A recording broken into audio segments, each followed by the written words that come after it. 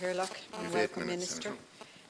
Firstly, I would like to commend my colleague Senator Colette Kelleher for introducing this bill and for all of those who have supported. I welcome wholeheartedly this legislation, as we all know that some of the most heinous crimes committed in this country target the vulnerable in our society. I believe this legislation tackles the abuse of vulnerable adults and will lead to equality of treatment of all people. Abuse of the vulnerable can take many forms: sexual, as in the Grace and Mary cases, and neglect, along with physical and psychological abuse in the case of Áras Ó Tráchta scandal. A society should be judged by how it treats its most vulnerable, and all safeguards must be implemented to ensure the proper treatment of vulnerable adults. Some vulnerable adults may not even be aware of their abuse. I believe that special education programmes could be made available for vulnerable adults so that they understand when they are being abused and have the language and opportunity to report this.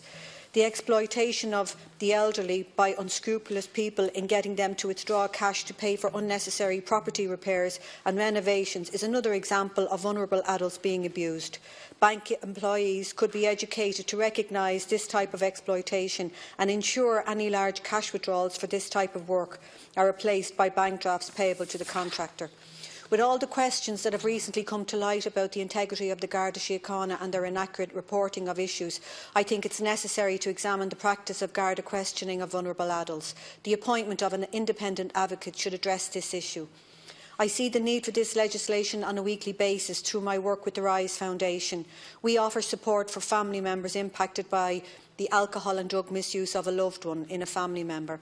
Family members who have a loved one in addiction often struggle with the shame, the stress, the anxiety. They are terrified to ask for help, with the risk of being judged by society, especially when they are living under the threat of violence from drug gangs because of drug debts accumulated by their loved one. Recently, I worked with 2 elderly women whose sons were in addiction, both living in rural communities. One of them, who lives in an isolated area on her own, had drug dealers call to her house and were extremely threatening. She was terrified. Another incident was when one woman had a photograph of her 6-year-old grandchild sent to her with a note asking for huge amounts of money that she didn't have. She ended up going to the credit union but still lives in fear. I believe those vulnerable women will benefit from the support available through this legislation. Vulnerability can occur at many times in an adult's life and can be as a result of health, financial or other difficulties. When people are in this state, they are often easy targets for exploitation. People with health difficulties can be forced by family members or others to sign over property or assets against their will. The bill will protect these vulnerable people. People who find themselves in financial difficulties can often be preyed upon by people who can exploit their weakness and get them to sign up to high-interest loans. These people need to know their rights. Some elderly people have to end their days in nursing homes when their families are unable to give them the care they require. This is a very difficult decision for any family.